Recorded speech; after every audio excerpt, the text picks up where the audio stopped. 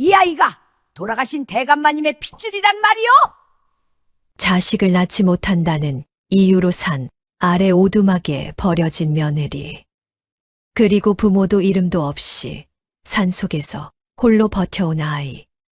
버림받은 두 사람이 만난 그날부터 한 집안이 숨겨온 비밀이 하나씩 무너지기 시작했습니다. 과연 이 아이의 정체는 무엇이고 집안은 왜 그토록 아이를 감추려 했을까요? 오늘도 야단 보따리를 찾아주셔서 감사합니다. 이야기가 지속될 수 있게 구독과 좋아요로 응원 부탁드립니다. 그럼 보따리 속 옛날 이야기 지금 바로 시작합니다. 옛날 옛적 경상도 함양 땅 두매산골에 작은 마을이 하나 있었습니다. 산이 깊어 봄이 와도 골짜기 그늘엔 눈이 오래 남아있는 곳. 그 마을 어귀에서 한참을 더 걸어 들어가면 억새밭 너머로 낡은 오두막 하나가 보였습니다. 지붕엔 이끼가 끼고 문짝은 바람에 비틀려 제대로 닫히지 않는 집. 그 오두막에 연화가 살고 있었습니다. 연화는 28살이었습니다. 불과 2해 전까지만 해도 함양에서 가장 큰 기와집 최참판 댁의 며느리였습니다. 하지만 지금 그녀의 손에는 낡은 나무 바가지 하나뿐이었습니다. 아침이면 개울가로 내려가 물을 길어오고 낮에는 산비탈밭에서 거친 땅을 일구었습니다. 저녁엔 오두막 아궁이에 솔가지를 밀어넣으며 한 끼 죽을 끓였습니다. 연화는 말이 없는 사람이었습니다. 넋두리도 없었고 울음도 없었습니다. 그저 묵묵히 괭이를 들고 땅을 팠습니다. 마치 땅속 어딘가에 자신이 잃어버린 무언가가 묻혀있기라도 한 것처럼. 그해 가을 첫 서리가 내리던 날이었습니다. 막덕 할멈이 오두막 앞마당에 들어섰습니다. 마을에서 가장 나이 많은 노인으로 허리가 구부정하고 손가락 하나가 없었지만 눈빛만큼은 젊은 사람보다 더 또렷했습니다. 할멈은 손에 든 바가지를 마당에 탁 내려놓으며 말했습니다. 된장 좀 가져왔어. 혼자 무국물만 마시다 쓰러지겠다 싶어서. 연화는 고개를 숙여 인사했습니다. 고맙습니다, 할머니. 막덕 할멈은 오두막을 한번 둘러보더니 혀를 찼습니다. 참판댁에서 이 꼴이 됐어. 세상에. 연화는 아무 말도 하지 않았습니다. 할멈이 툇마루 끄트머리에 걸터 앉아 연화를 바라보았습니다. 아가, 내 한마디만 해도 되겠나? 연화가 눈을 들었습니다. 사람의 값어치라는 게 말이야. 자식을 낳느냐 못 낳느냐에 있는 게 아니야. 누군가를 살려내는 데 있는 거야. 자식을 낳는 건 짐승도 하는 일이지. 하지만 쓰러진 것을 일으켜 세우는 건 아무나 못하는 법이거든. 연화는 잠시 할멈을 바라보다가 고개를 돌렸습니다. 할머니, 저는 그런 거창한 말들을 형편이 못 됩니다. 내일 먹을 것이나 걱정해야지요. 막덕 할멈은 피식 웃었습니다. 그래, 그래. 지금은 모르는 게 당연하지. 하지만 언젠가 내가 그 뜻을 알게 될 날이 온다. 그날 이 늙은이 생각나면 혼자 웃어라. 연화는 그 말을 귓등으로 흘렸습니다. 살아남는 것만으로도 벅찬 날들이었으니까요. 연화가 최참판댁에 시집온 것은 19살 때였습니다. 함양에서 손꼽히는 명문가였습니다. 기와집은 99칸이요. 하인만 50명이 넘었습니다. 최참판은 젊어서 벼슬길에 올라 한양까지 이름이 났던 인물이었습니다. 연화의 남편 최도령은 마음씨가 고운 사람이었습니다. 아내에게 목소리를 높이는 일이 없었고 연화가 밥상을 올리면 언제나 수고했다는 말을 잊지 않았습니다. 그러나 최도령은 집안에서 힘이 없는 사람이었습니다. 집안의 모든 결정은 최참판이 내렸고 최참판의 뜻을 거스르는 자는 아들이라도 예외가 없었습니다. 시어머니 최마님은 연화를 처음부터 탐탁지 않게 여겼습니다. 출신이 변변찮다는 것이 첫 번째 이유였고 살림 솜씨가 소박하다는 것이 두 번째였습니다.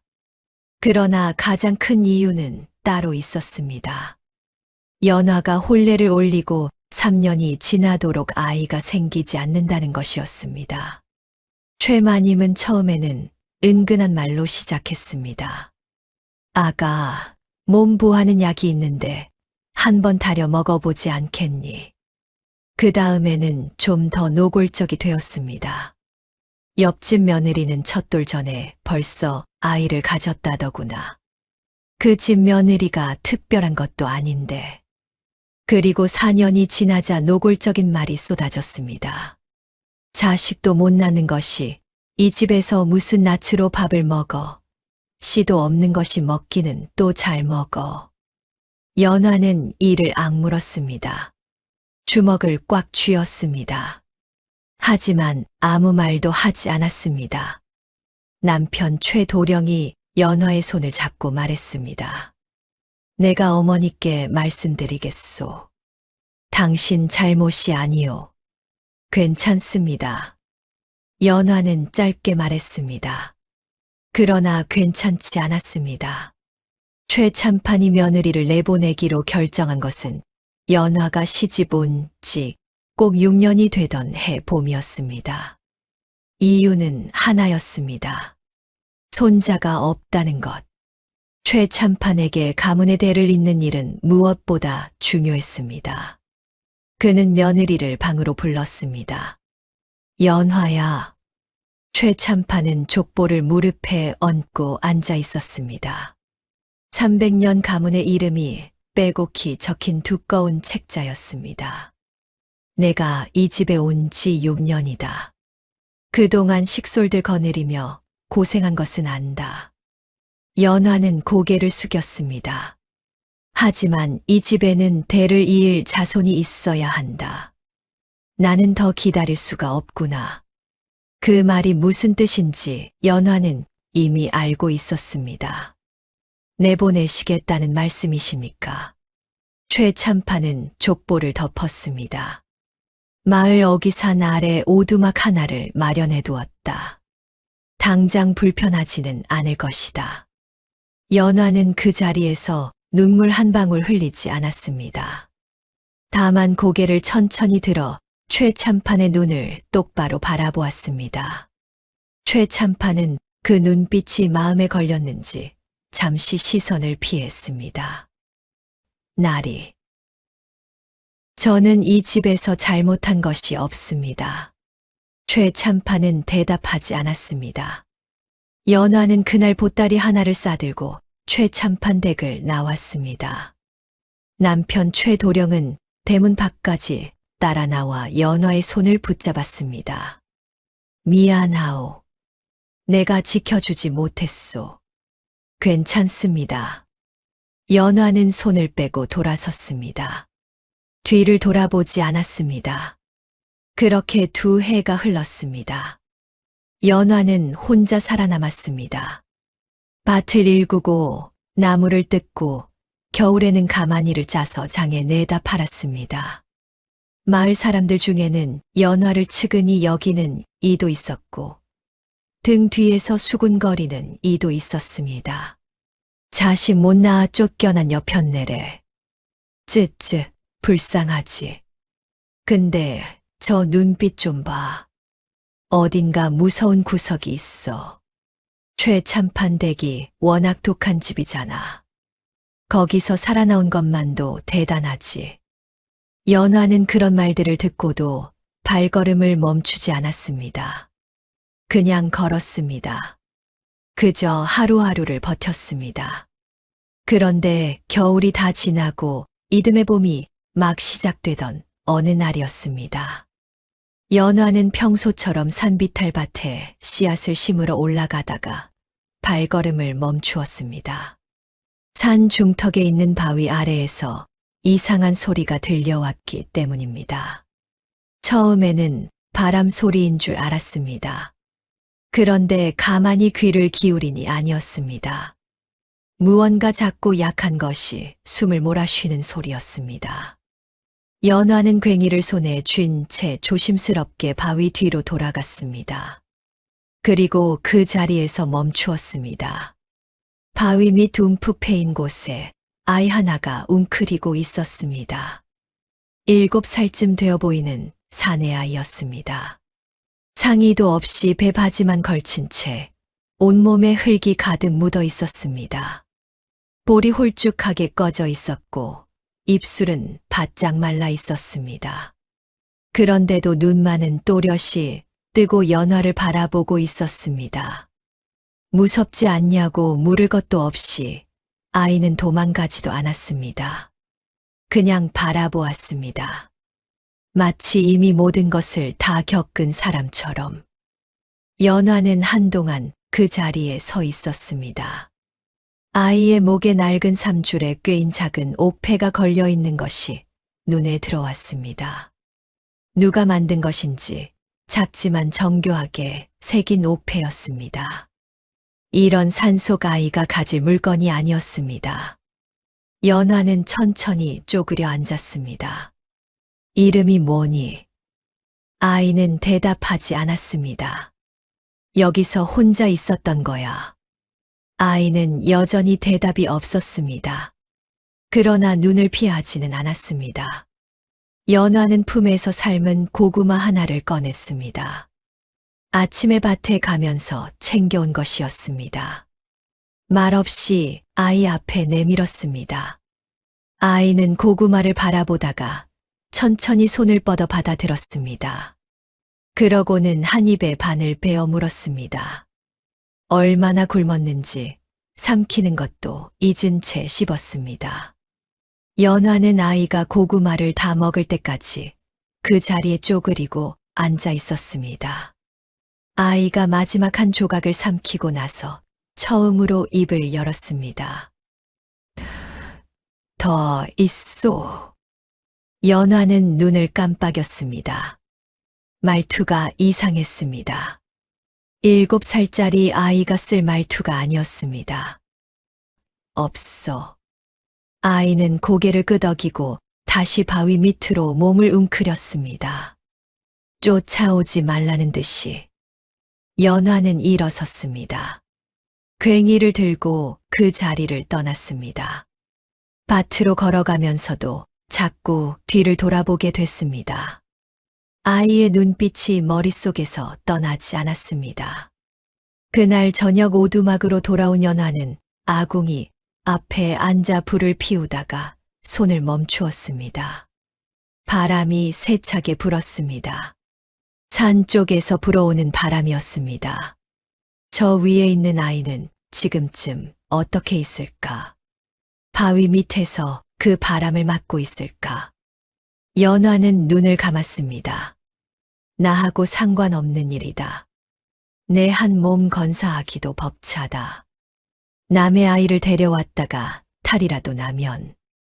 그렇게 생각하면서도 몸이 먼저 일어섰습니다. 솥에서 죽 한 그릇을 떠서 뚜껑을 덮었습니다. 그리고 어둠 속에 등불 하나를 들고 산길을 올랐습니다.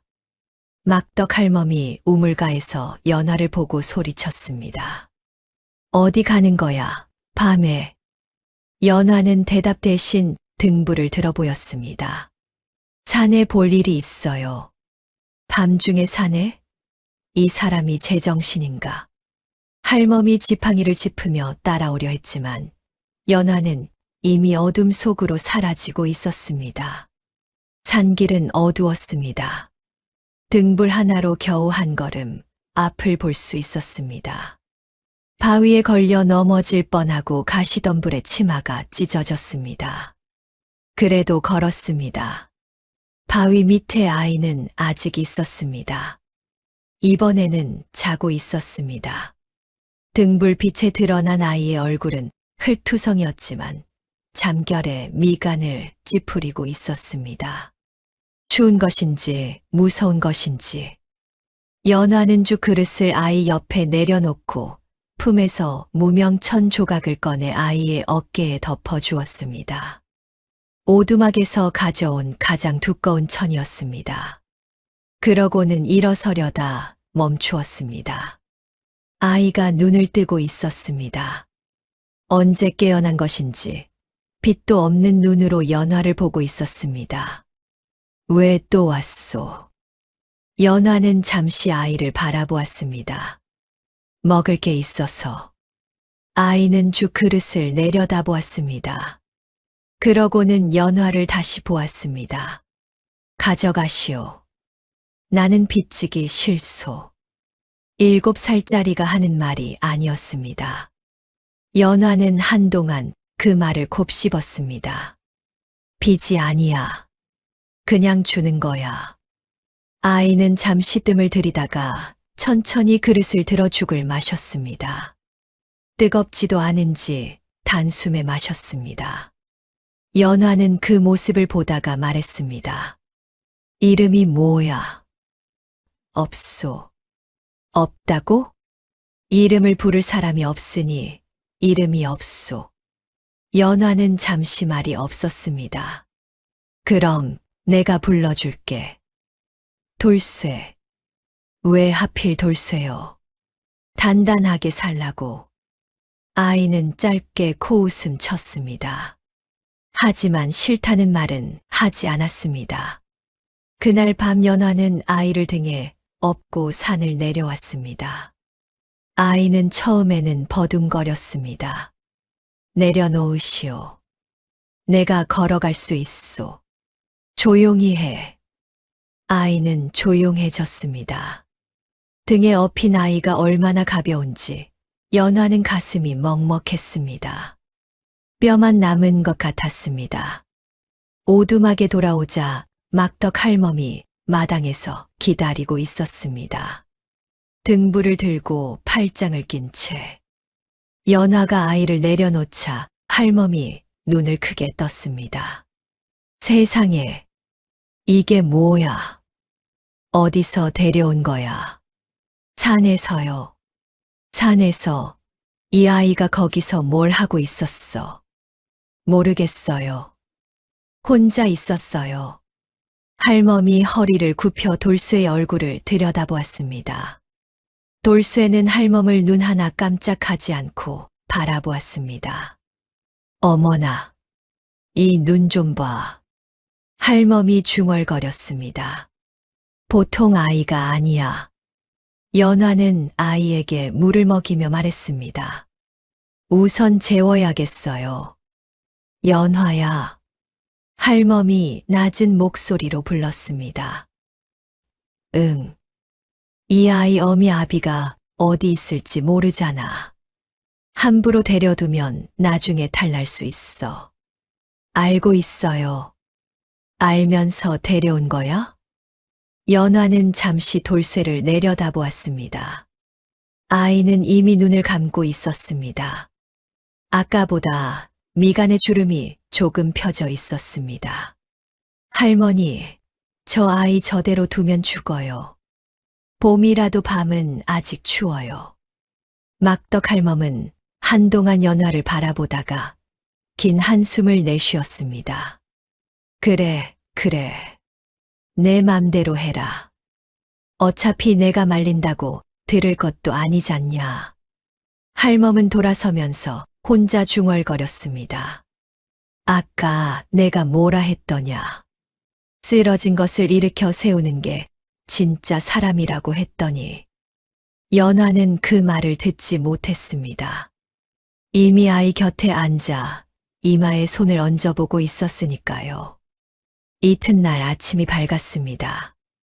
연화가 눈을 뜨자 돌쇠는 이미 깨어 앉아 오두막 안을 구석구석 살피고 있었습니다.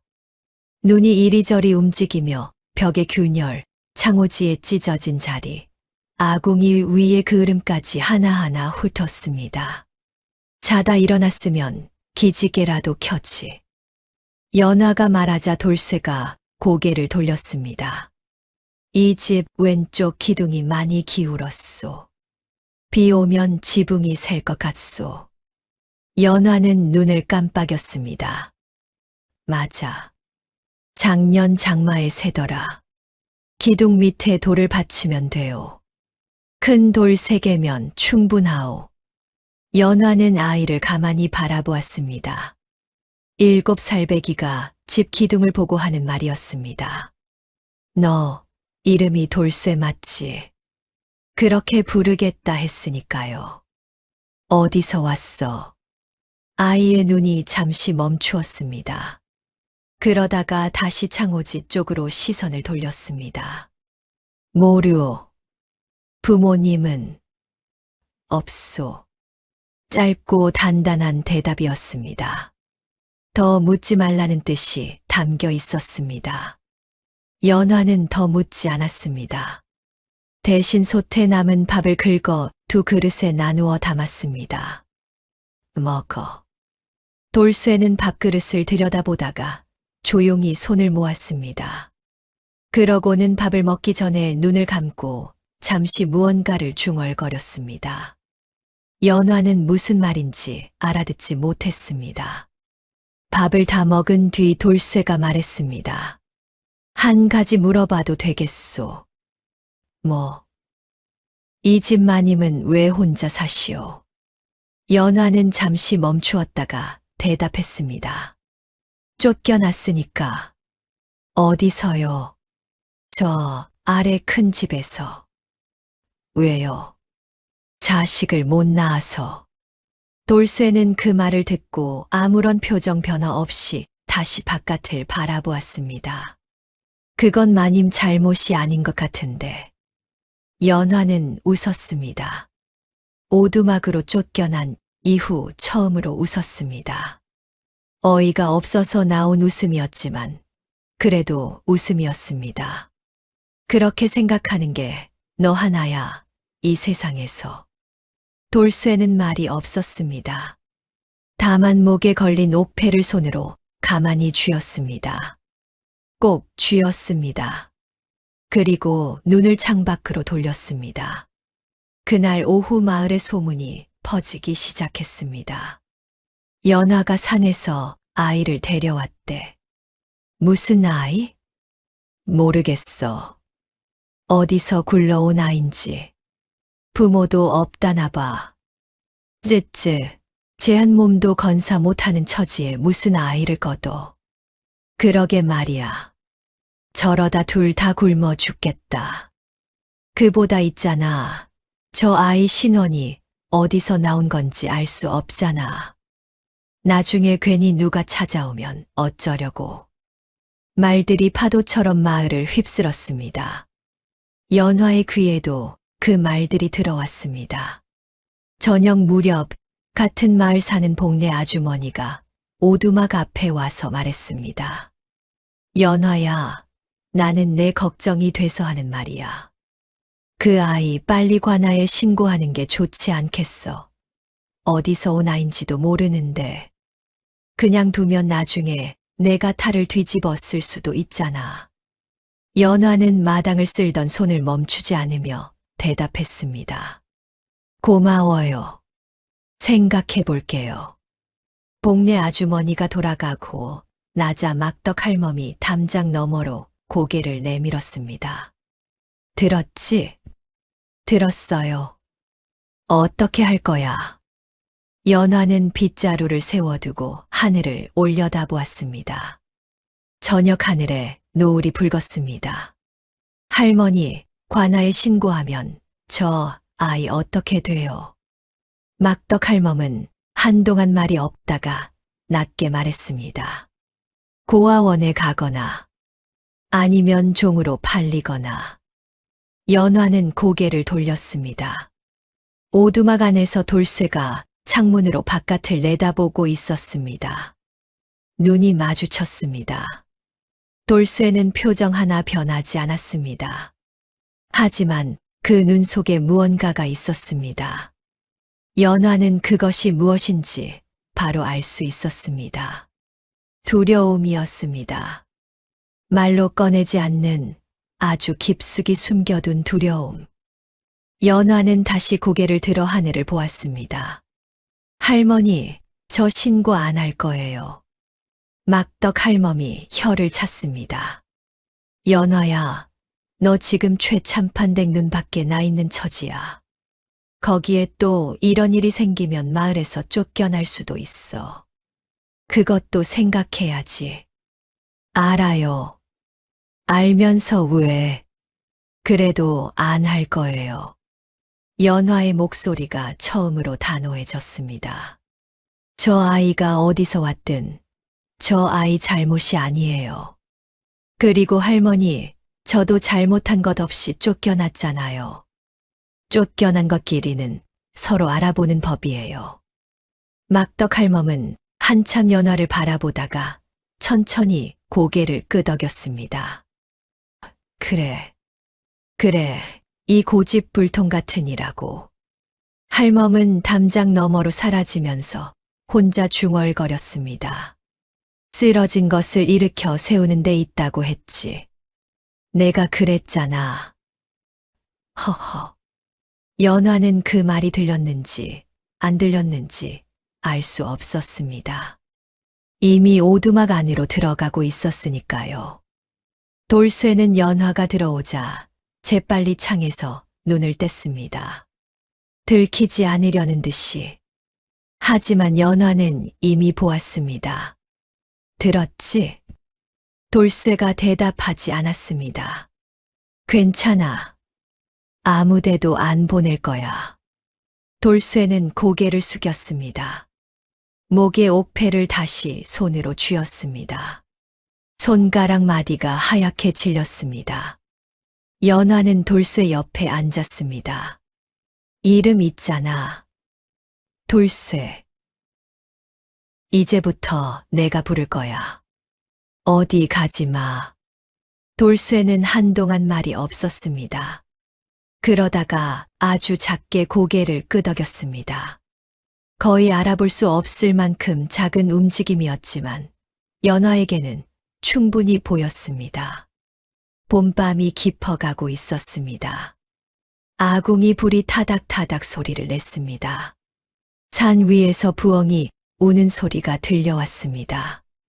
오두막 안은 좁고 낡았지만 따뜻했습니다. 그리고 그 봄밤부터 아무도 예상하지 못했던 이야기가 시작되었습니다. 연화는 그날 밤 오래도록 잠을 이루지 못했습니다. 돌쇠는 이미 곤히 잠들어 있었습니다. 작은 숨소리가 규칙적으로 들려왔습니다.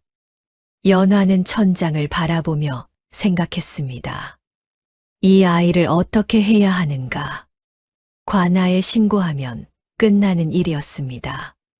내 손을 떠나는 것. 그러면 나는 다시 혼자가 되는 것. 연화는 눈을 감았습니다.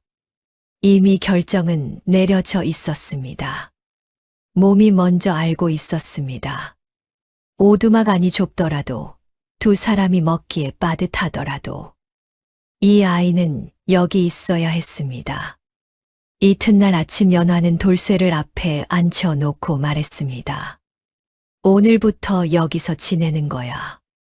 돌쇠는 아무 말도 하지 않았습니다. 밥은 내가 챙길게. 대신 너도 할 수 있는 일은 해야 해. 어떤 일이요? 밭에서 돌 고르는 일, 물 길어오는 일. 할 수 있겠어? 돌쇠는 잠시 연화를 바라보다가 고개를 끄덕였습니다. 하겠소. 연화는 돌쇠에게 남은 옷감을 잘라 만든 저고리를 건넸습니다. 색이 고르지 않고 솜씨도 거칠었지만 따뜻했습니다. 돌쇠가 저고리를 받아 입으면서 물었습니다. 이건 뭐로 만든 거요? 작년에 쓰다 남은 삼배. 바느질을 잘 못하시는군요. 그래. 가르쳐 드릴까요? 연화는 잠시 멈추었다가 물었습니다. 내가 바느질을 알아? 어릴 때 배웠소. 누구한테? 돌쇠는 대답하지 않았습니다. 눈이 저고리 솔기로 내려갔습니다. 연화는 더 묻지 않았습니다. 그렇게 연화와 돌쇠의 생활이 시작되었습니다. 둘은 말이 많지 않았습니다. 그래도 불편하지 않았습니다. 말이 없어도 통하는 것이 있었습니다. 아침에 연화가 먼저 일어나 아궁이에 불을 지피면 돌쇠는 어느새 일어나 물을 길어왔습니다. 연화가 밭에 나가면 돌쇠는 어느 틈에 괭이 자루를 고쳐 놓았습니다. 연화가 지붕 새는 곳을 올려다보며 고개를 기울이면 돌쇠는 이미 어느 돌을 쓰면 좋을지 손으로 가리켰습니다. 막덕 할멈이 어느 날 오두막에 들렀다가 그 모습을 보고 말했습니다. 세상에, 저 꼬마가 집 기둥을 고쳐놨어. 연화가 말했습니다. 돌쇠가 한 거예요. 할멈이 고개를 내밀어 돌쇠를 바라보았습니다. 얘야, 이거 어디서 배웠어?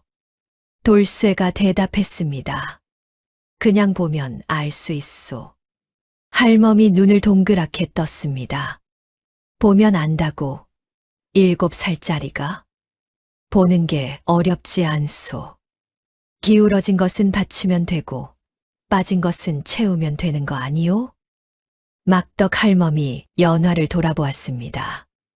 이 아이, 보통 아이가 아니야.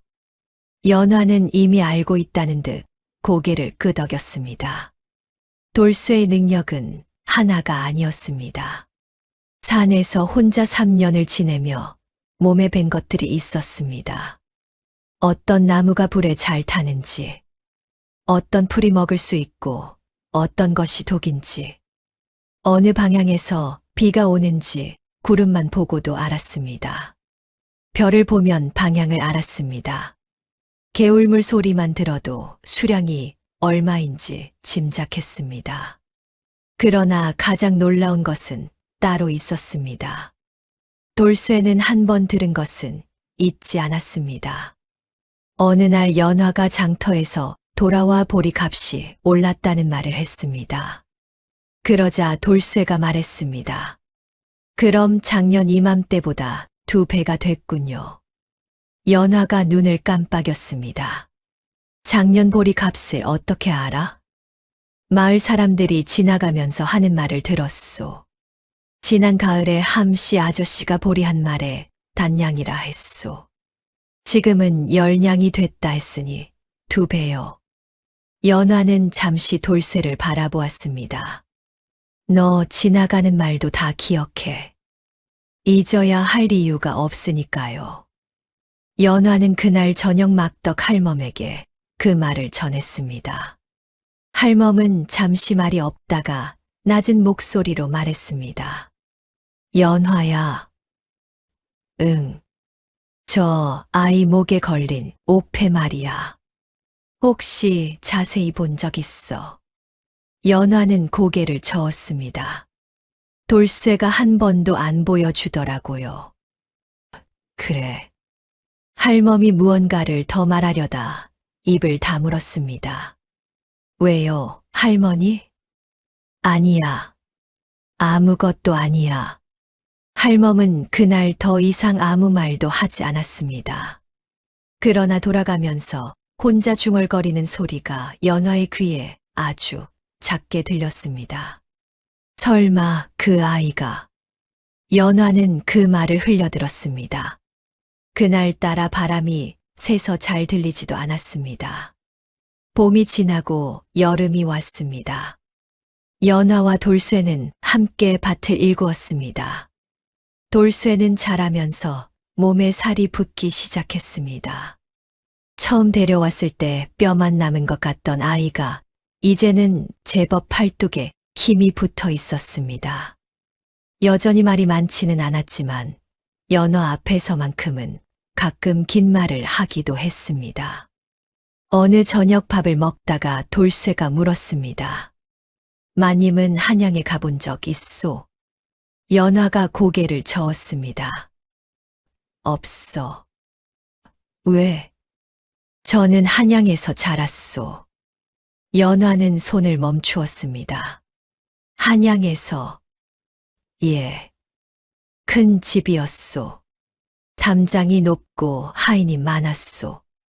연화는 천천히 물었습니다. 그럼 내 부모님은? 돌쇠가 잠시 눈을 내리깔았습니다. 어머니는 제가 3살 때 돌아가셨소. 아버지는 제가 4살 때 어떤 일이 있었소. 어떤 일? 돌쇠가 고개를 들었습니다. 그 눈빛이 아까와 달라져 있었습니다. 그건 아직 말할 수 없소. 연화는 더 묻지 않았습니다. 하지만 머릿속에서 생각이 돌아갔습니다.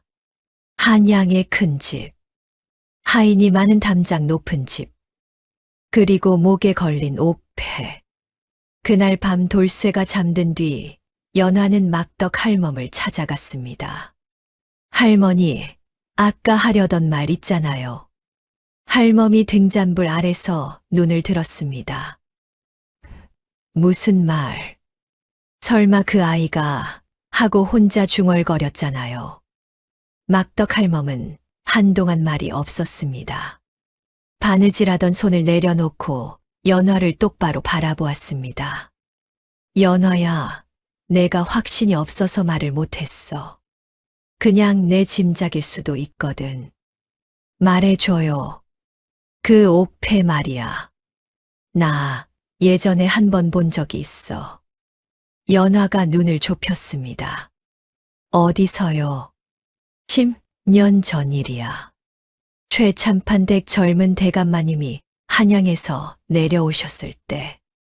그때 내가 그 댁 잔치상일을 도왔거든.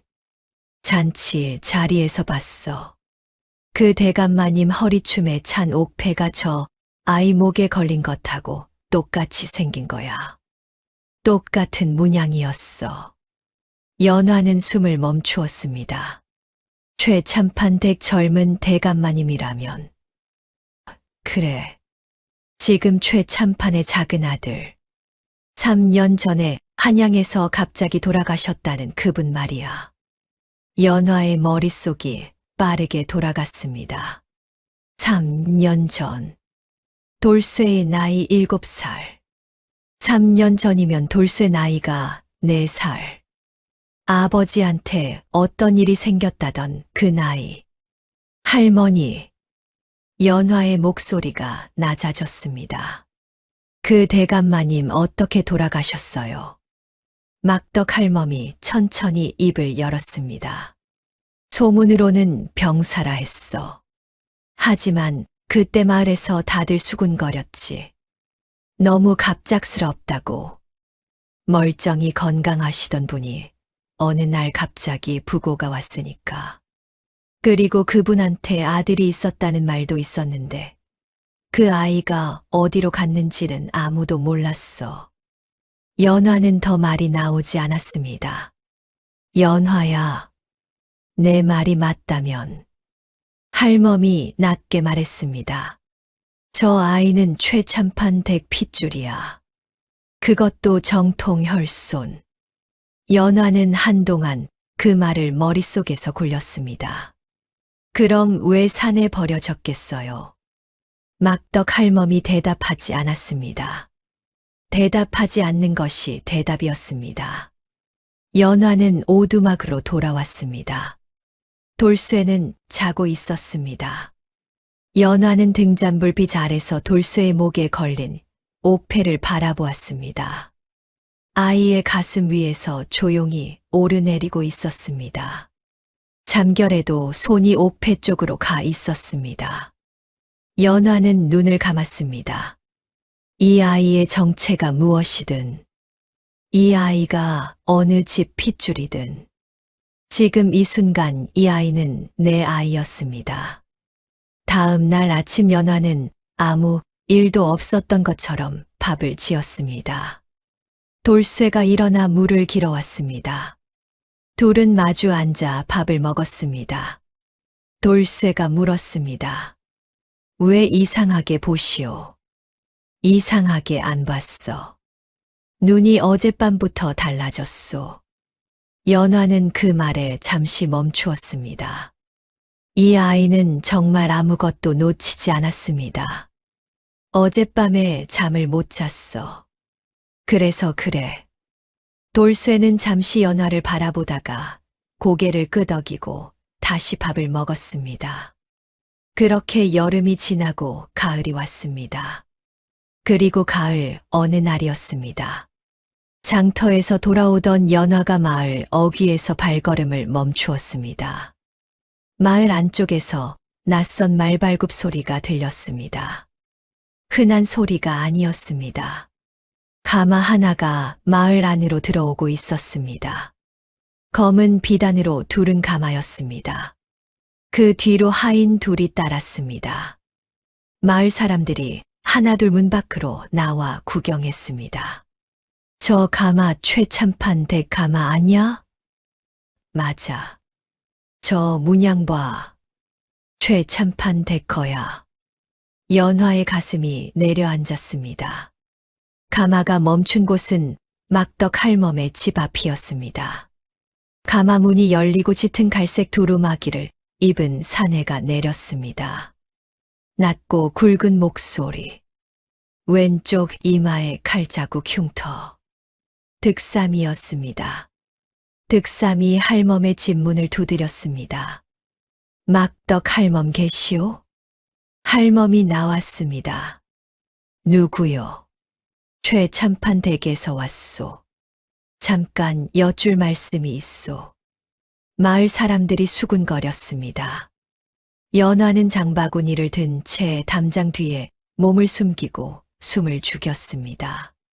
득삼이 낮게 말했습니다. 이 마을의 산에서 주워온 아이가 있다는 말을 들었소.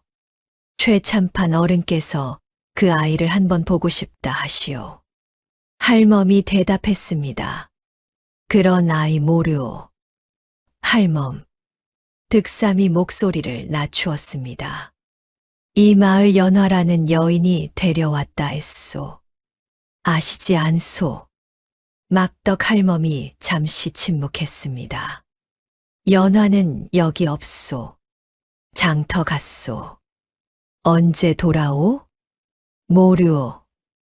득삼이 잠시 마을을 둘러보았습니다. 그의 시선이 담장들을 훑었습니다. 연화는 숨을 참았습니다. 그럼 다음에 다시 오겠소. 득삼이 가마에 올라탔습니다. 가마가 천천히 마을을 빠져나갔습니다. 연화가 담장 뒤에서 나왔을 때 막덕 할멈이 이미 연화 쪽을 바라보고 있었습니다. 할멈이 짧게 고개를 끄덕였습니다. 연화도 짧게 고개를 끄덕였습니다.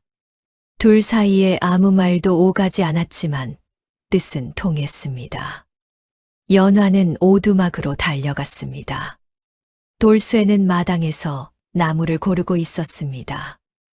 연화가 마당으로 들어서자 돌쇠가 고개를 들었습니다. 왜 그렇게 빨리 뛰어오셨소? 연화는 잠시 숨을 골랐습니다. 그리고 천천히 돌쇠 앞에 쪼그려 앉았습니다. 돌쇠야. 왜요? 내 아버지 성함이 어떻게 돼? 돌쇠의 눈빛이 한 번 흔들렸습니다. 왜 그걸 물으시오? 알아야 할 것 같아서. 돌쇠는 오랫동안 말이 없었습니다. 손에 쥔 나뭇가지를 가만히 내려다보았습니다. 최준혁. 연화는 눈을 감았습니다. 역시였습니다. 최참판의 작은 아들 최준혁. 3년 전 갑자기 죽었다는 그 사람. 성은 최씨구나. 예. 최참판 댁과 관계가 있어. 돌쇠가 다시 나뭇가지를 내려다보았습니다. 그 어른이 제 할아버지요. 연화는 한 박자 뒤에 입을 열었습니다. 그 어른이 너를 찾으러 왔어. 돌쇠의 손가락이 멈추었습니다. 알고 있었소. 뭘? 언젠가 올 거라고. 연화는 돌쇠를 바라보았습니다. 아이의 목소리가 흔들림 없이 낮고 평탄했습니다. 하지만 옥패를 쥔 손이 하얗게 질려 있었습니다. 돌쇠야. 예. 무서워? 돌쇠는 대답하지 않았습니다. 그것이 대답이었습니다. 연화는 천천히 일어섰습니다. 오늘은 안에 있어. 마당에 나오지 마. 예. 내가 어떻게든 할 테니까. 연화는 그 말을 하고 나서 잠시 스스로도 놀랐습니다. 어떻게든 할 테니까. 도대체 자신에게 무슨 힘이 있다고. 최참판 댁 앞에서 무엇을 할 수 있다고.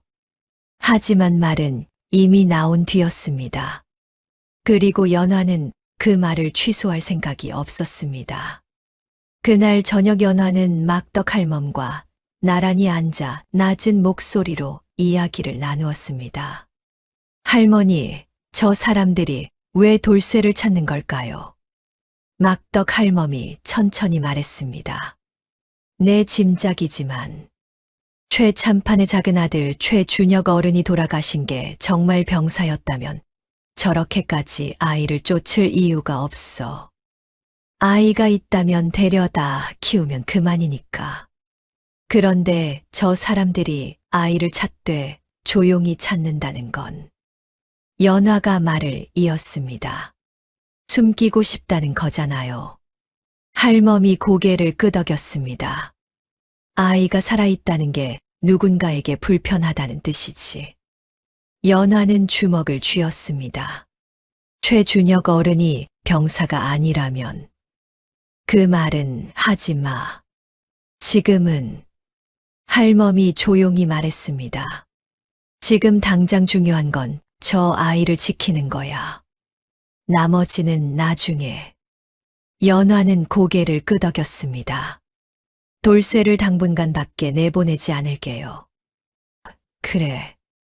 그리고 연화야. 할멈이 연화의 손을 잡았습니다. 내가 저 아이를 지킬 수 있어. 나는 알아. 하지만 잠시 말이 끊겼습니다. 조심해. 최참판은 99칸 집의 하인 50명이야. 너는 혼자야. 연화는 할멈의 손을 꼭 쥐었습니다. 혼자였던 건 오래됐어요, 할머니. 한편 같은 시각 함양 최참판 댁 사랑채에서는 득삼이 무릎을 꿇고 앉아 있었습니다. 최참판이 족보를 덮으며 말했습니다. 아이를 찾았다는 말이냐? 예, 어른. 마을에서 확인했습니다. 연화라는 여인이 봄부터 데리고 있다 했습니다. 최참판의 눈이 가늘어졌습니다. 연화. 예. 어른께서 쫓아내신 며느리입니다. 최참판이 잠시 말이 없었습니다. 그러다가 낮게 말했습니다. 그 여인이 아이를 보여주겠다 하던가. 아직 만나지 못했습니다. 장터에 갔다 했습니다. 다시 가거라. 이번에는 그냥 오지 말고. 득삼이 고개를 숙였습니다. 어떻게 하면 되겠습니까? 최참판이 족보를 다시 펼쳤습니다. 손끝으로 한 줄을 짚었습니다. 최준혁의 이름이 적힌 줄이었습니다. 그 아래에는 아무것도 적혀 있지 않았습니다. 아이를 데려오너라. 조용히. 예, 어른. 그리고 득삼아. 예. 그 여인은 건드리지 마라. 아직은. 득삼이 고개를 숙이고 물러났습니다. 혼자 남은 최참판은 족보를 들여다보며 오래도록 앉아 있었습니다. 촛불이 흔들렸습니다. 방 안 그림자가 길게 늘어났습니다. 며칠이 지났습니다. 연화는 돌쇠를 오두막 안에 두고 혼자 장에 다녀왔습니다. 그런데 장터에서 돌아오는 길에 뒤에서 발소리가 들렸습니다. 연화는 걸음을 멈추지 않으면서 귀를 기울였습니다. 발소리가 일정한 간격을 유지하며 따라왔습니다. 연화는 일부러 장터 쪽으로 돌아갔습니다. 사람들이 많은 길로. 발소리가 잠시 망설이다 멈추었습니다. 연화는 뒤를 돌아보지 않았습니다. 하지만 이미 알고 있었습니다. 자신이 감시당하고 있다는 것을. 오두막으로 돌아오자 돌쇠가 문 앞에 서 있었습니다. 누가 따라왔소? 연화가 눈을 크게 떴습니다. 어떻게 알았어? 창문으로 마을 어귀가 보이오. 낯선 사람이 마을 입구에서 기다리고 있었소. 연화는 돌쇠를 바라보았습니다. 그러고는 아이를 오두막 안으로 밀어 넣었습니다. 안에 있어. 마님. 돌쇠야, 오늘은 정말 꼼짝하지 마. 그날 밤 연화는 잠을 자지 않았습니다. 아궁이 불을 끄고 어둠 속에 앉아서 귀를 곤두세웠습니다. 바람 소리, 나무십 소리, 어딘가에서 짐승 우는 소리, 그리고 마당 어딘가에서 아주 작게 들리는 발소리. 연화는 자리에서 일어났습니다. 괭이를 손에 쥐었습니다. 문 쪽으로 걸어갔습니다. 그때 돌쇠가 연화의 옷자락을 잡았습니다. 마님. 연화가 돌아보았습니다. 어둠 속에서 돌쇠의 눈이 빛났습니다. 문 열지 마시오. 누가 왔어? 아까 제가 본 사람이요. 이마에 흉터 있는 사람. 연화는 숨을 참았습니다. 특삼. 마님. 돌쇠가 조용히 말했습니다. 저 사람은 저를 원하는 게 아니오. 저를 없애려는 거요. 연화는 돌쇠의 말에 온몸이 굳었습니다. 그걸 어떻게 알아? 아버지 돌아가시던 날 밤에 봤소. 이마에 흉터 있는 사람을. 방 안은 쥐 죽은 듯 조용했습니다. 마당의 발소리는 한 바퀴를 돌고 멈추었습니다. 오두막 주위를 살피는 소리가 났습니다. 그러다가 발소리가 천천히 멀어졌습니다. 연화는 오랫동안 문 앞에 서 있었습니다. 괭이를 쥔 손이 땀에 젖어 있었습니다. 잠시 후 연화가 돌쇠 옆에 앉았습니다. 어둠 속에 둘이 나란히 앉아 있었습니다. 돌쇠야. 예. 무서워하지 마. 돌쇠가 대답하지 않았습니다. 나도 처음에 저 집에서 쫓겨날 때 무서웠어. 아무것도 없는 곳에 혼자 던져지는 게. 그런데 사라지더라. 연화가 돌쇠의 손을 잡았습니다. 너도 살아. 내가 옆에 있을게. 돌쇠는 한동안 말이 없었습니다. 그러다가 손에 힘을 주어 연화의 손을 꽉 잡았습니다. 그것이 전부였습니다. 하지만 그것으로 충분했습니다. 그로부터 사흘 후 연화는 중요한 결심을 내렸습니다. 이대로는 안 된다는 것을 알았습니다. 오두막에 숨어만 있다가는 결국 돌쇠를 빼앗기게 될 것이었습니다. 최참판은 기다리는 사람이었습니다. 천천히 조여드는 사람이었습니다. 연화는 그것을 시집살이 6년 동안 몸으로 배웠습니다. 연화는 막덕 할멈을 찾아갔습니다. 할머니, 저 한 가지 부탁이 있어요. 뭔데? 최준혁 어른이 돌아가신 게 정말 병사인지 아닌지.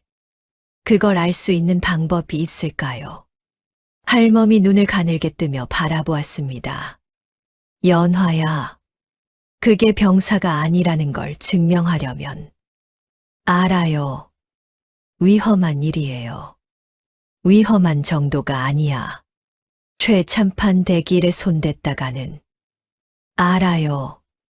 연화가 할멈을 똑바로 바라보았습니다. 그래도 해야 해요. 돌쇠를 지키려면 그것밖에 없어요. 아이 아버지가 어떻게 돌아가셨는지 밝혀야 그 아이를 당당하게 지킬 수 있잖아요. 막덕 할멈은 연화를 오래도록 바라보았습니다. 주름진 눈에 무언가가 어렸습니다. 연화야. 예. 너 지금 호랑이 굴에 들어가겠다는 거야. 연화는 잠시 고개를 숙였다가 다시 들었습니다. 예. 들어가겠습니다. 할멈이 긴 한숨을 내쉬었습니다. 그러고는 자리에서 일어났습니다. 잠깐만 있어봐. 할멈은 방 안으로 들어갔습니다. 잠시 후 묵직한 것이 든 보자기를 들고 나왔습니다. 이게 뭐예요? 3년 전에 최준혁 어른이 돌아가시기 전날 밤, 어른의 하인 하나가 내게 맡겨두고 간 거야. 혹시 무슨 일이 생기면 이걸 꺼내라고. 연화가 보자기를 펼쳤습니다. 안에는 두툼한 종이 묶음이 들어 있었습니다. 봉인된 편지였습니다. 겉봉에 내 글자가 적혀 있었습니다. 연화는 그 글자를 읽는 순간 손이 떨렸습니다. 아들에게. 연화의 눈이 천천히 올라가 막덕 할멈을 바라보았습니다. 할멈이 고개를 끄덕였습니다. 그 편지가 봉인된 채로 3년을 내 방 바닥 밑에 있었어. 나는 그게 돌쇠한테 가야 할 편지라는 걸 알았지만 돌쇠가 어디 있는지 몰랐고 열어봐도 되는지도 몰랐어. 연화는 편지를 가슴에 꼭 안았습니다. 할머니. 응. 이제 알겠어요. 왜 이 아이를 내가 찾아야 했는지. 막덕 할멈이 연화의 어깨에 손을 얹었습니다. 조심해. 알겠지? 연화는 고개를 끄덕이고 일어섰습니다. 오두막으로 돌아오니 돌쇠가 마당에 쪼그리고 앉아 개미를 바라보고 있었습니다. 연화가 들어오는 소리에 고개를 들었습니다. 마님, 개미는 자기 몸무게의 50배를 들 수 있다 했소. 사람은 왜 그렇게 못할까요? 연화는 돌쇠 옆에 앉았습니다. 돌쇠야. 예. 연화는 품에서 편지를 꺼냈습니다. 이거 내 아버지가 남긴 편지래. 돌쇠의 몸이 굳었습니다. 한동안 편지를 바라보기만 했습니다. 손을 뻗으려다 거두었습니다. 다시 손을 뻗으려다 멈추었습니다. 연화가 편지를 돌쇠의 손 위에 올려놓았습니다. 내 거야. 돌쇠는 편지를 두 손으로 받아들었습니다. 겉봉의 글자를 손가락으로 천천히 짚었습니다. 아들에게. 눈물이 떨어졌습니다. 소리도 없이. 뺨을 타고 손등 위로. 그리고 편지 위로. 연화는 그 자리에서 아무 말도 하지 않았습니다. 그냥 돌쇠 곁에 앉아 있었습니다. 어깨가 들썩이는 아이 옆에서. 가을 햇살이 마당을 가득 채웠습니다. 이것이 끝이 아니라 시작이라는 것을 연화는 알고 있었습니다. 그리고 가장 어려운 길이 이제부터라는 것도. 그러나 그날 오후 마을 어귀에서 다시 말발굽 소리가 들려왔을 때 연화는 이번에는 숨지 않았습니다. 마당에 서서 소리가 나는 쪽을 바라보았습니다. 등 뒤에 돌쇠가 서 있었습니다. 연화는 돌쇠의 손을 잡았습니다. 괜찮아. 가마가 마을 어귀로 들어왔습니다. 검은 비단, 뒤따르는 하인. 그런데 이번에는 하인이 둘이 아니었습니다.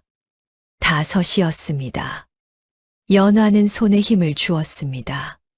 그날 하늘에는 구름이 걷히고 있었습니다.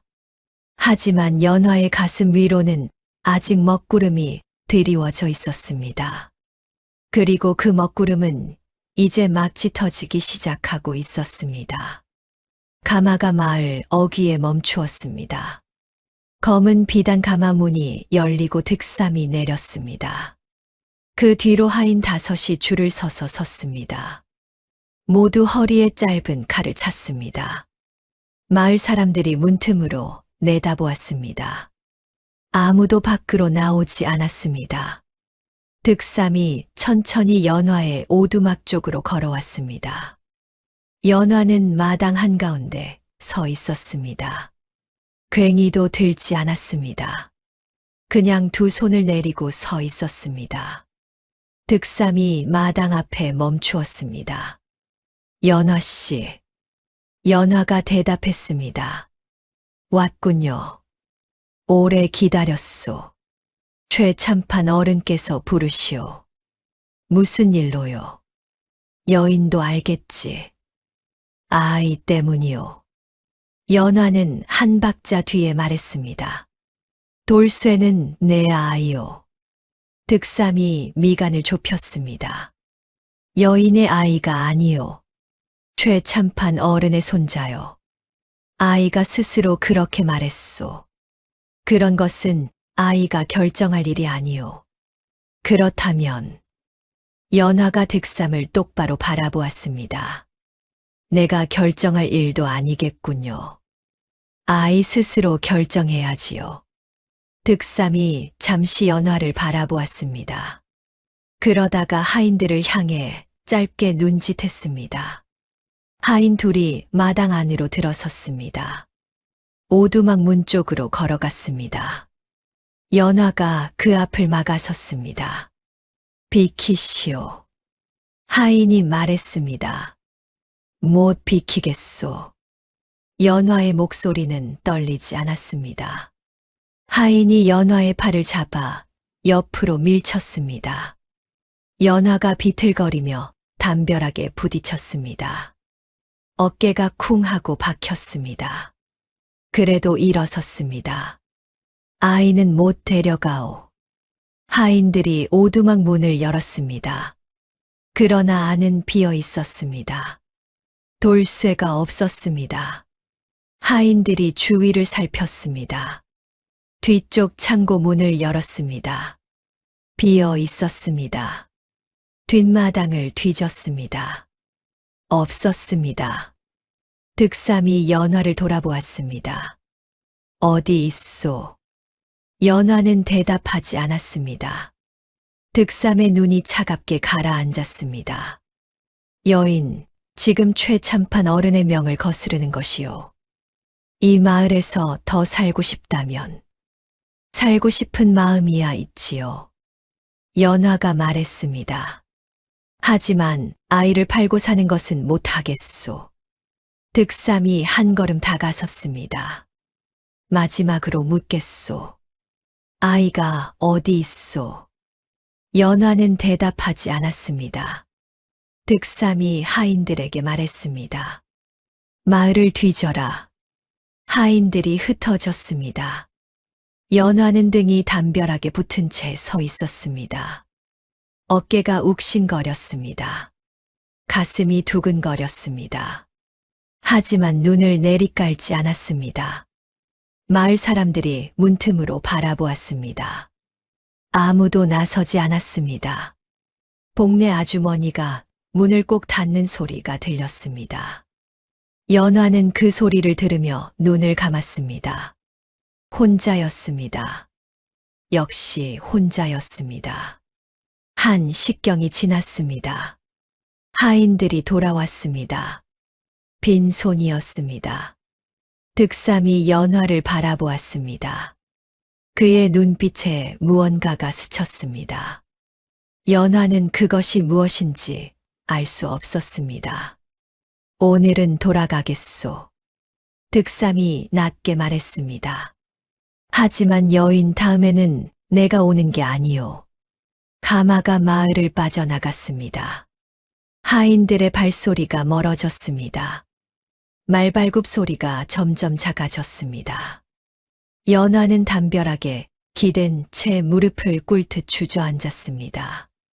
다리에 힘이 빠졌습니다. 그제야 손이 떨려왔습니다. 그때 막덕 할멈이 뛰어왔습니다. 뒤에 돌쇠가 따라왔습니다. 할멈 집광 안에 숨어 있었던 것이었습니다. 돌쇠가 연화 앞에 무릎을 꿇었습니다. 마님. 연화는 아이를 바라보았습니다. 괜찮아. 다쳤소. 괜찮다고.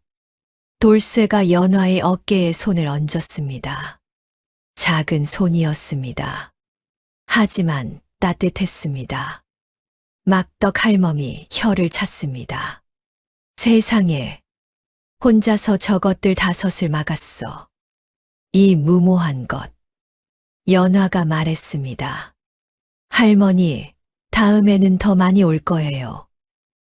알아. 저 혼자로는 안 되겠어요. 할멈이 연화를 바라보았습니다. 그래서 어떻게 할 거야? 연화는 천천히 일어섰습니다. 어깨를 짚으며 아버지 편지. 돌쇠가 읽었어요. 할멈이 눈을 들었습니다. 뭐라 했대? 연화가 돌쇠를 바라보았습니다. 돌쇠가 품에서 편지를 꺼냈습니다. 손이 조금 떨렸습니다. 아버지가 쓰셨소. 자신이 독살당할 것 같다고. 누가 독을 쓰는지 알고 있다고. 그리고 아들에게 남기는 말이 있다고. 연화의 눈이 할멈에게로 갔습니다. 할멈이 눈을 감았습니다. 독살이면. 예. 연화가 말했습니다. 최참판이 자기 아들을 죽인 거예요. 마당에 바람이 불었습니다. 낙엽이 굴렀습니다. 3사람은 아무 말도 하지 않았습니다. 돌쇠가 편지를 다시 품에 넣었습니다. 이 편지가 증거요. 아이의 목소리가 낮고 단단했습니다. 이것만으로 충분하오? 연화는 잠시 생각했습니다. 편지 하나로는 부족해. 편지를 쓴 사람이 죽었으니까. 다른 증거가 필요해. 어디서 구하오? 연화가 득삼을 떠올렸습니다. 아버지 돌아가시던 날 밤에 봤다고 돌쇠가 했던 말. 그리고 오늘 득삼의 눈빛. 연화는 그 눈빛을 기억했습니다. 차갑게 가라앉은 눈이었는데 그 안에 잠깐 다른 것이 스쳤습니다. 죄책감. 연화는 조용히 말했습니다. 득삼이요. 할멈이 눈을 크게 떴습니다. 최참판 신복을? 그 사람이 직접 한 일이요. 돌쇠를 산에 버린 것도, 아마 최준혁 어른 일도. 그 사람이 입을 열겠어. 모르겠어요. 연화가 말했습니다. 하지만 오늘 그 눈빛을 봤어요. 아직 사람이 남아있어. 막덕 할멈이 깊은 한숨을 내쉬었습니다. 연화야, 그게 착각이면 착각일 수도 있어요. 연화가 고개를 들었습니다. 하지만 달리 방법이 없어요.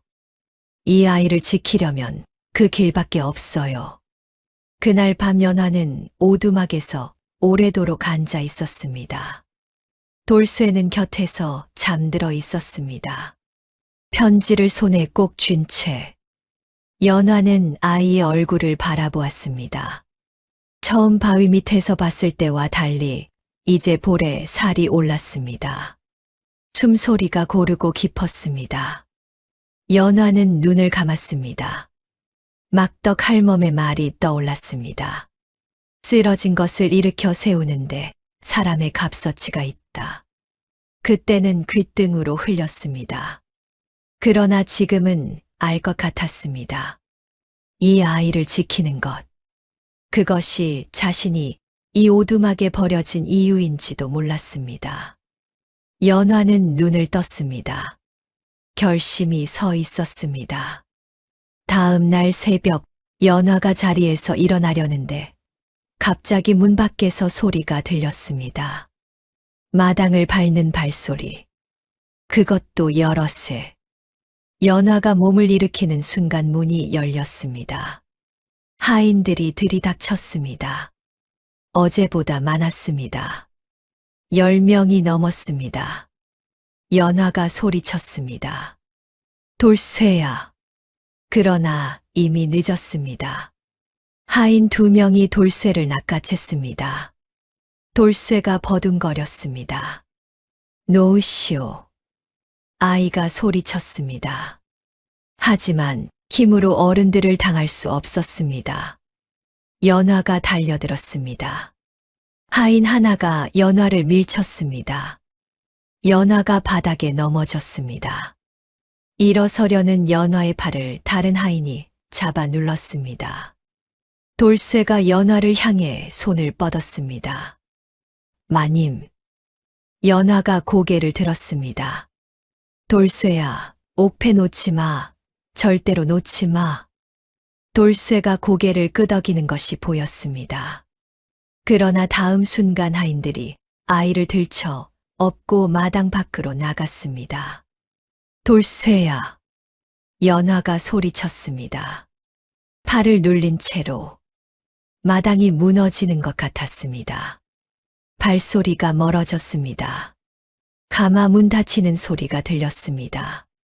말발굽 소리가 시작되었습니다. 점점 멀어졌습니다. 그리고 아무 소리도 들리지 않았습니다. 하인들이 물러났습니다. 연화는 마당 한가운데 엎드려 있었습니다. 팔을 짚고 일어서려 했습니다. 다리가 풀려 주저앉았습니다. 막덕 할멈이 달려왔습니다. 소란 소리에 잠을 깼던 것이었습니다. 연화야. 연화는 대답하지 않았습니다. 마당 어귀 쪽을 바라보고 있었습니다. 가마가 사라진 방향을. 할멈이 연화 옆에 쪼그려 앉았습니다. 연화야. 정신 차려. 연화의 눈에서 눈물이 흘렀습니다. 소리 없는 눈물이었습니다. 오두막에 쫓겨올 때도 울지 않았던 연화였습니다. 최참판 앞에서도 울지 않았던 연화였습니다. 그 연화가 마당 바닥에 엎드려 울었습니다. 할멈이 연화의 등에 손을 얹었습니다. 아무 말도 하지 않았습니다.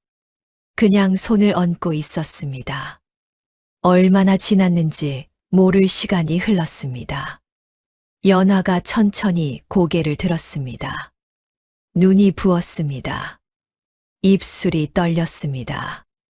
그러나 눈빛은 꺼지지 않았습니다. 연화가 말했습니다. 할머니. 응. 득삼이 어디 사오? 할멈이 연화를 바라보았습니다. 왜? 가야 해요. 지금 바로. 연화야. 지금 당장은 안 돼. 최참판대 가인들이 아직 마을 근처에 있을 거야. 알아요. 연화가 일어섰습니다. 바닥에 묻은 흙을 털었습니다. 그래도 가야 해요. 할멈이 연화의 손목을 잡았습니다. 연화야. 할머니. 연화가 할멈을 바라보았습니다.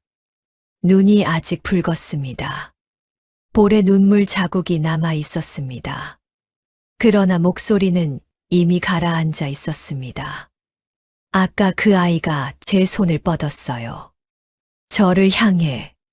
할멈이 눈을 감았습니다. 그 손을 다시 잡아야 해요. 한동안 침묵이 흘렀습니다. 이른 아침 새소리만 들렸습니다. 막덕 할멈이 눈을 뜨고 말했습니다. 득삼이는 최참판 댁 행랑채에서 살지. 하지만 매달 초하루엔 혼자 장날 묘지 근처를 지나다니는 걸 본 적 있어. 거기 뭔가가 있는 것 같던데. 연화는 고개를 끄덕였습니다. 초하루가 언제예요? 사흘 뒤야. 연화는 입술을 꾹 다물었습니다. 사흘.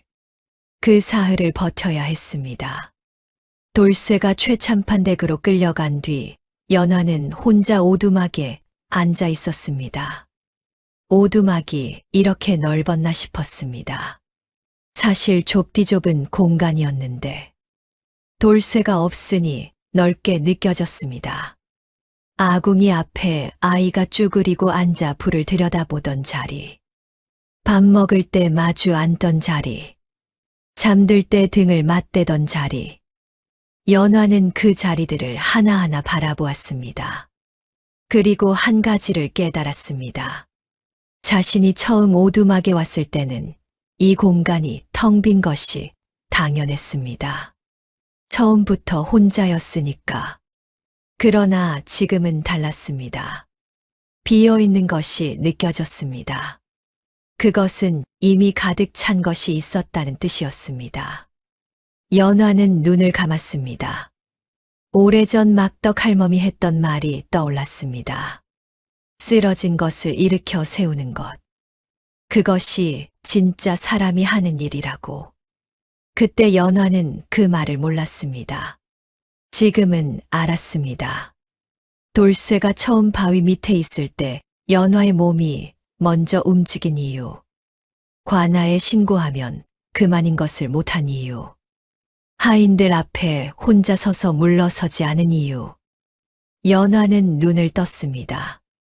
쓰러진 것을 일으켜 세우는 것은 남을 위한 일이 아니었습니다. 자신을 위한 일이기도 했습니다. 그 아이를 지키는 것이 곧 자신이 다시 서는 일이었습니다. 연화는 자리에서 일어났습니다. 단단히 일어섰습니다. 사흘 동안 연화는 준비했습니다. 아버지의 편지를 다시 읽었습니다. 막덕 할멈과 함께 편지 내용을 머릿속에 새겼습니다. 득삼을 만났을 때 무슨 말을 할지 순서를 정했습니다. 그리고 초하루 아침이 왔습니다. 연화는 새벽에 일어났습니다. 묘지 근처로 가는 길을 미리 알아두었습니다. 막덕 할멈이 입구까지만 따라갔습니다. 조심해. 알아요. 협박이 통하지 않으면 그냥 돌아와. 알겠지? 연화는 고개를 끄덕이고 걷기 시작했습니다. 아침 안개가 깔려 있었습니다. 묘지 쪽 길은 낮은 산등성이를 타고 이어졌습니다. 풀이 발에 젖어 치맞다니 금방 축축해졌습니다. 묘지 입구에 다다르자 연화는 걸음을 늦추었습니다. 멀리서 한 사람이 보였습니다. 묘지 안쪽에 무릎을 꿇고 앉아 있었습니다. 갈색 두루마기, 이마에 흉터, 득삼이었습니다. 득삼은 묘비 앞에 작은 재물을 차려놓고 있었습니다. 술 한 잔, 떡 한 조각, 꽃 한 줄기. 연화는 묘비를 바라보았습니다. 가까이 다가가 글자를 읽었습니다. 최준혁. 연화는 숨을 고르고 득삼 쪽으로 걸어갔습니다. 발소리에 득삼이 고개를 돌렸습니다. 연화를 보자 눈이 굳었습니다. 일어서려 했습니다. 앉아 계세요. 연화가 말했습니다. 이 자리에서 할 말이 있소. 득삼이 연화를 바라보았습니다. 손이 허리춤 쪽으로 갔습니다. 칼 쓰실 거면 쓰세요. 하지만 그러면 당신도 끝이요. 연화가 품에서 편지를 꺼냈습니다. 이게 뭔지 알겠소. 득삼의 눈빛이 달라졌습니다. 알고 있었습니다. 최준혁 어른이 돌아가시기 전날 밤 쓰신 편지요. 자신이 독살당할 것을 알고 아들에게 남긴 편지. 득삼이 말이 없었습니다. 연화가 계속했습니다. 편지에 모든 것이 적혀 있소. 독을 누가 쓰는지, 어떤 경로로 쓰는지, 그리고 왜인지.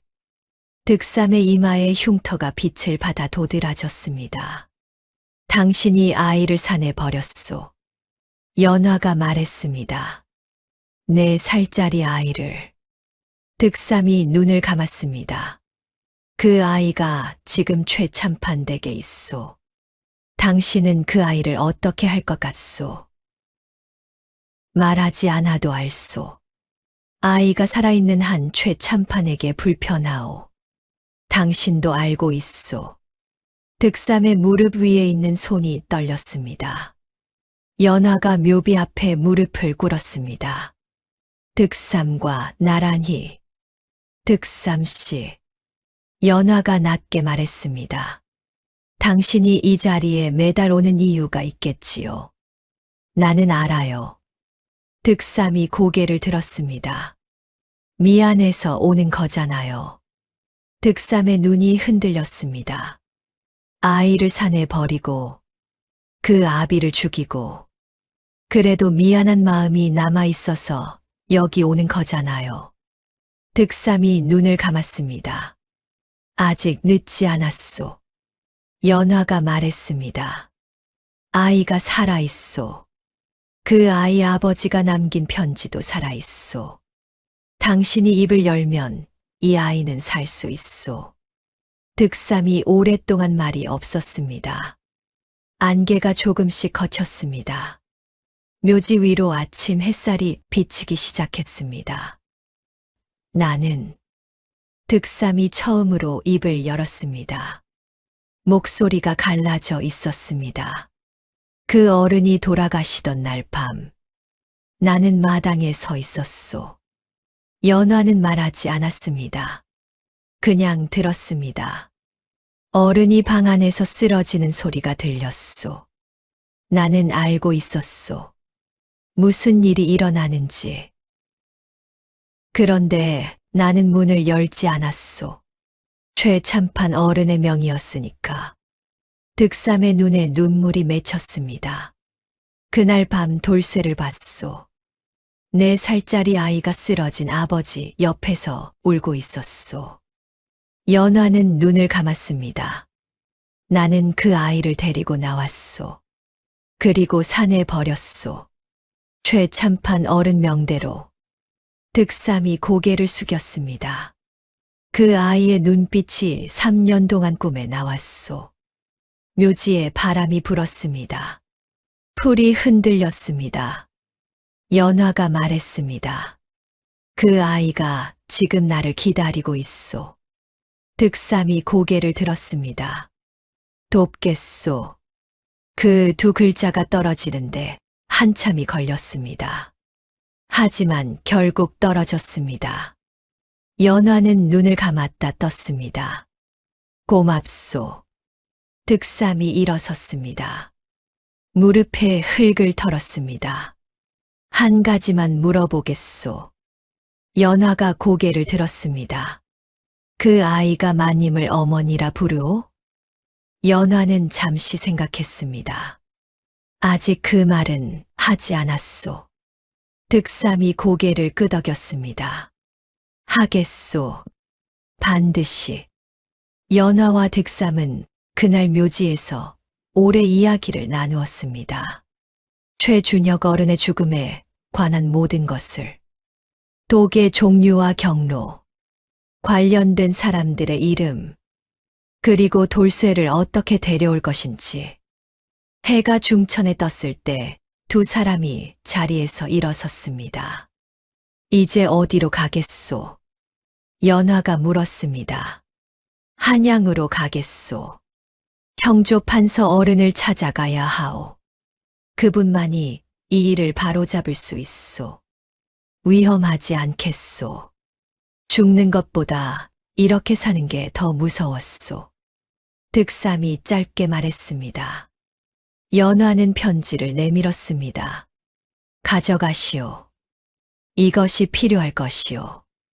득삼이 편지를 받았습니다. 2 손으로. 돌쇠는 내가 빼내겠소. 오늘 안으로. 그날 저녁 최참판 댁 안채가 소란스러웠습니다. 부엌에서 일하던 하인 하나가 갑자기 배탈이 났습니다. 마구간 말 한 마리가 울부짖었습니다. 하인들이 이리저리 뛰었습니다. 그 소란 틈에 행랑채 구석방 창문이 열렸습니다. 작은 그림자 하나가 창문 밖으로 나왔습니다. 돌쇠였습니다. 목에 옥패를 꼭 쥐고 있었습니다. 담장 밑에 득삼이 서 있었습니다. 돌쇠가 담장을 타고 내려왔습니다. 득삼이 아이를 받아 안았습니다. 그 품 안에서 돌쇠가 잠시 굳었습니다. 이 사람을 알고 있었습니다. 무서워하지 마라. 득삼이 낮게 말했습니다. 지금은 내가 너를 지킨다. 돌쇠는 잠시 그 얼굴을 바라보다가 고개를 끄덕였습니다. 둘이 어둠 속으로 사라졌습니다. 마을 어귀 막덕 할멈 집 앞. 연화가 기다리고 있었습니다. 등불도 켜지 않은 채. 멀리서 발소리가 들렸습니다. 하나, 둘. 연화는 숨을 참았습니다. 어둠 속에서 돌쇠가 나타났습니다.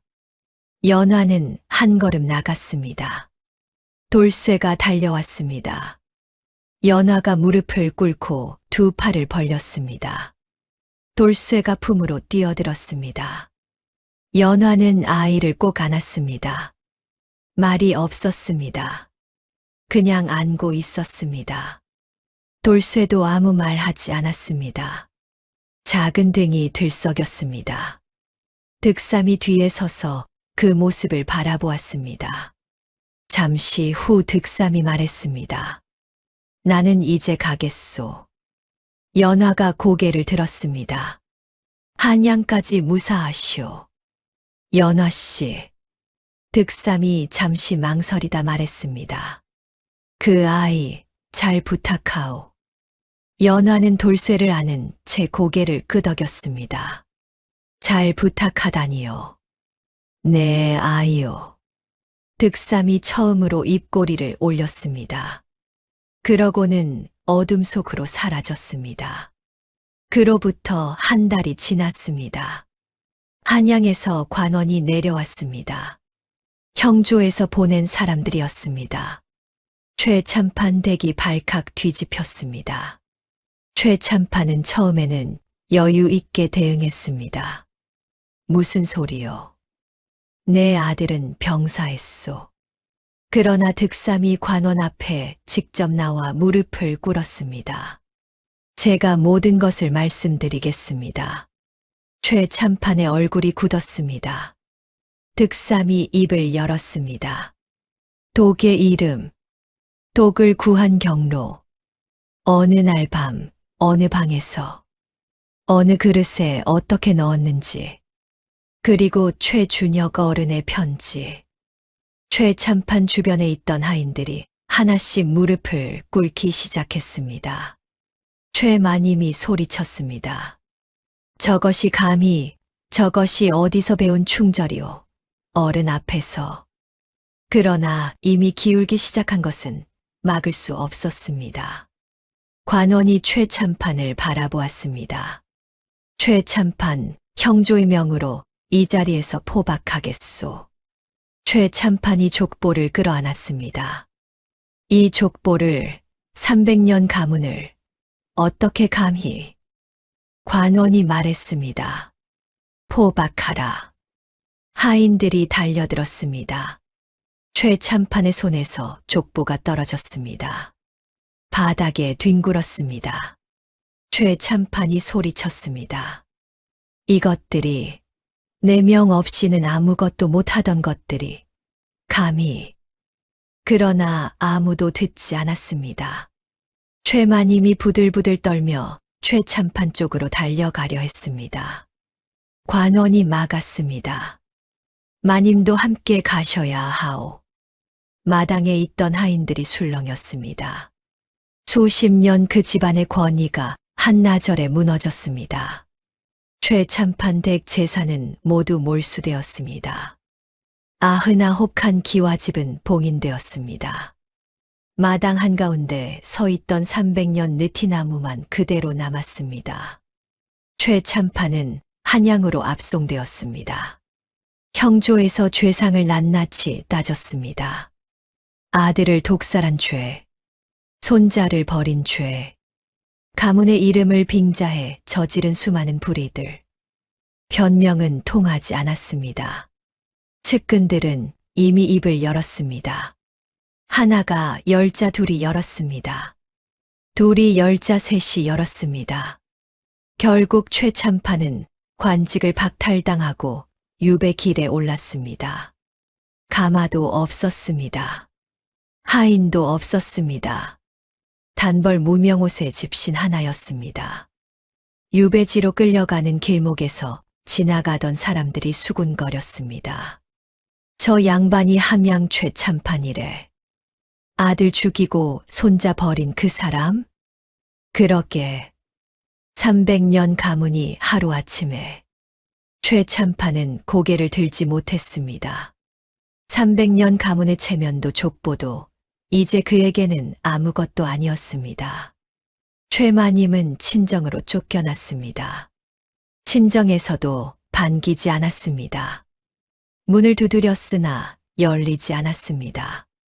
99칸 기와집에서 누린 모든 것이 사라졌습니다. 허세와 탐욕이 심은 것은 결국 그것으로 돌아왔습니다. 그리고 봄이 왔습니다. 연화가 오두막으로 돌아온 것은 그 봄이 절반쯤 지났을 때였습니다. 한양에 다녀오는 길이었습니다. 돌쇠의 신분을 공식적으로 정리하는데 시간이 걸렸습니다.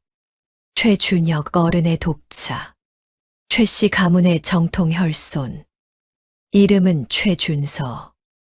그러나 아이는 그 이름보다 돌쇠가 더 익숙했습니다.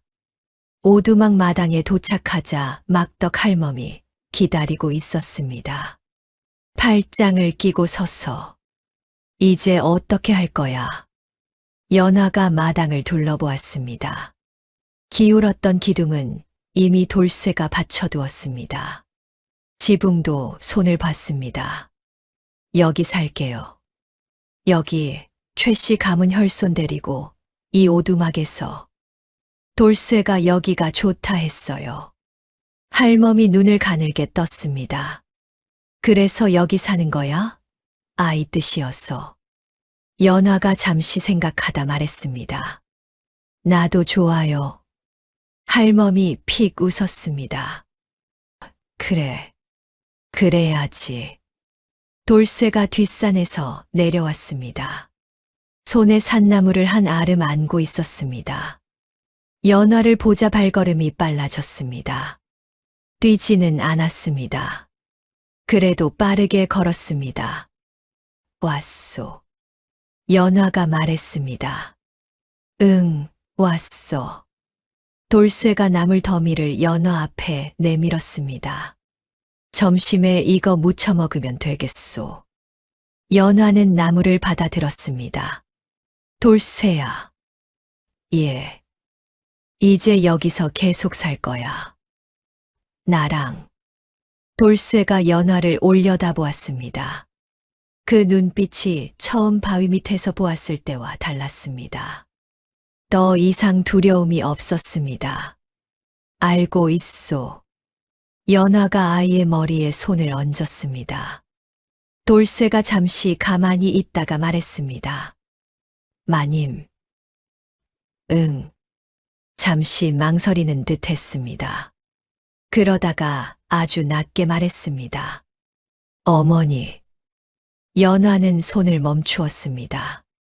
눈이 뜨거워졌습니다. 아무 말도 못했습니다. 그냥 아이의 머리에 손을 얹은 채 있었습니다. 막덕 할멈이 담장 너머에서 코를 훌쩍거렸습니다. 뭘 그렇게 봐. 연화가 웃으며 말했습니다. 할머니도 울어요. 안 운다. 바람이 들어온 거야, 눈에.